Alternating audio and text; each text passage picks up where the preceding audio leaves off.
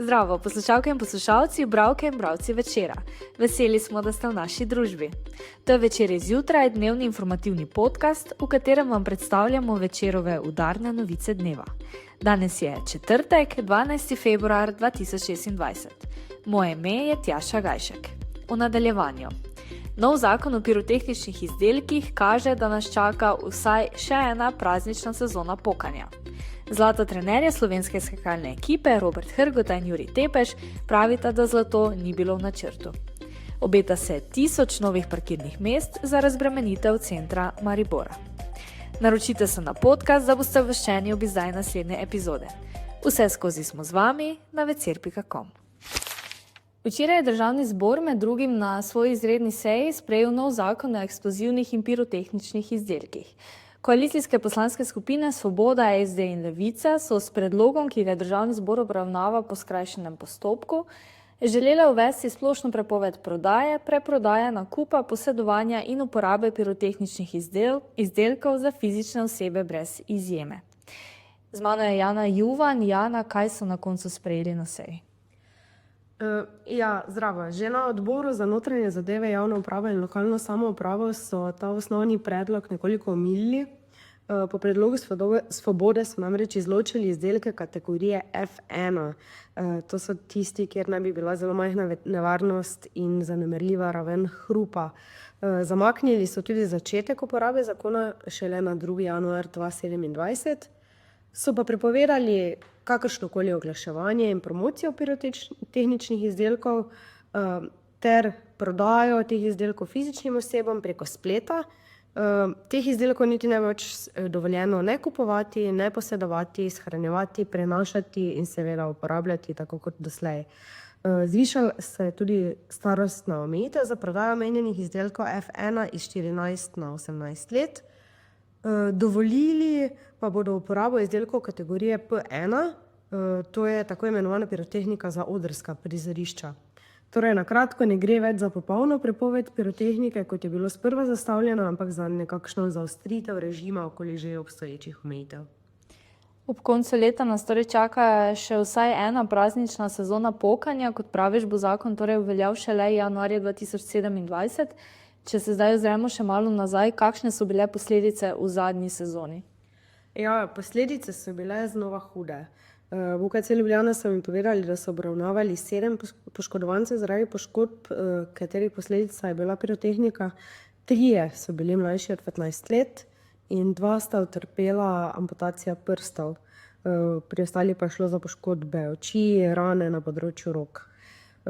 Tako da pri vsaj 2 bodo posledice trajne. V Mariboru pa so obravnavali še nekoliko več, 9 oseb, ki so bile poškodovane zaradi pirotehnike in 4 od tega so bili tudi na plastični kirurgiji in spet pri enem je bila delna amputacija prsta. Potem pa so bili še na ORL, 3 obravnavani in pa na ušesnem oddelku. Šlo je torej za poškodbe prstov, kože, oči in ušes. Na kratko, v celi državi 3 amputacije in to pri otrocih in pri vseh teh je šlo v bistvu za petarde.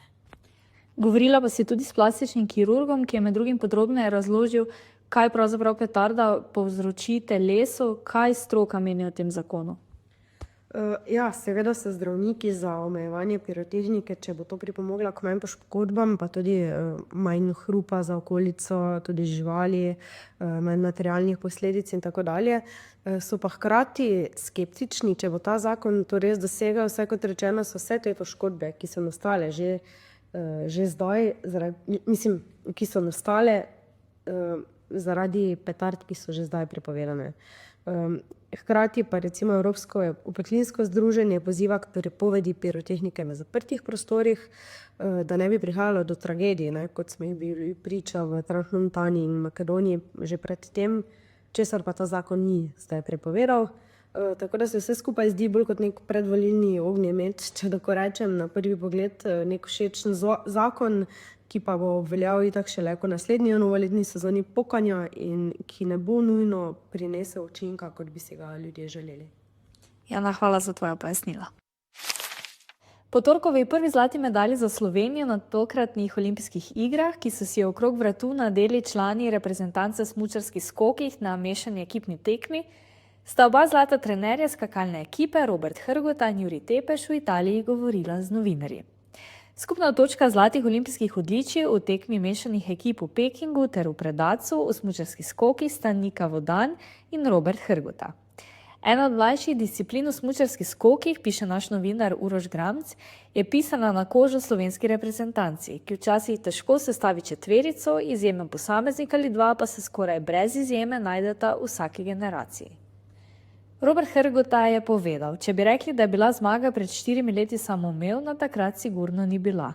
Danes je bila bolj presenečenje, kar še kanček doda medalji. Vsaka medalja pa je vredna zlata. Njegova polovica zlate ekipe je od posamične tekme naredila velik korak naprej. Da se je torkov dan začel drugače kot pred prvo posamično tekmo deklet, kaj šele končal, je povedal tudi Jurij Tepeš. Veliko bolj sproščeno je bilo. Ko vidiš nasmejano Nikovo dan, veš, da bo dan dober, je dejal.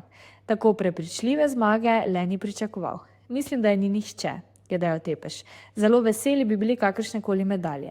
5 ekip je bilo zelo izenačenih. Pričakovalo se je, da bomo v 10 točkah in da bodo odločale malenkosti. Tudi Telemark. No, velikemu uspehu je sledilo slavje v lokalu teniškega centra v Predacu in pozneje prosti dan. Kako so ga športniki in trenerja izkoristili ter kako imajo že naprej vse splanirano, pa preberite v današnjem večeru. Mariborski občini je končno le uspelo premagati še zadnjo oviro na poti do ureditve tako imenovanega železniškega trikotnika, v katerem načrtuje vzpostavitev mobilnostnega središča s kar 1000 novimi parkirnimi mesti. Slovenskimi železnicami je namreč nedavno podpisala menjalno pogodbo za še zadnje potrebno zemljišče, ki ga bo prevzela prav v teh dneh. Ureditev 1000 novih parkirnih mest v železniškem trikotniku je za občino izjemnega pomena, saj bo s tem razbremenila center mesta, ki ga bo z novim mobilnostnim središčem povezala z dodatnimi avtobusnimi linijami in m-bike postajami. Precej dela pri ureditvi območja sicer čaka tudi Slovenske železnice, saj občina pričakuje, da bodo tam vzpostavile novo železniško postajo ter povečale frekvenco voženj vlakov, kar bi omogočilo vzpostavitev mestne železnice, s tem pa bistveno hitrejše povezave tako študentcev kot tezna s centrom mesta. To je bil večerodnevni podcast Večer zjutraj 12. februarja 2026. Z vami sem bila Tjaša Gajšek. Kakovostno novinarstvo lahko podprete tako, da se naročite na tiskani in spletni Večer. Postanete naš sledilec in bralec na družbenih omrežjih, naročnik naših podcastov in newsletterjev. Tako boste podprli novinarstvo, ki prinaša avtentične vsebine, ki pripravljajo naši novinarji in drugje ne boste našli. Želimo, da razumete, kako se vrti svet. Želimo vam odstreti pogled v čas in prostor, v katerem živimo. Veseli bomo vaših komentarjev, pobud in kritik na različnih kanalih. Se beremo in slišimo.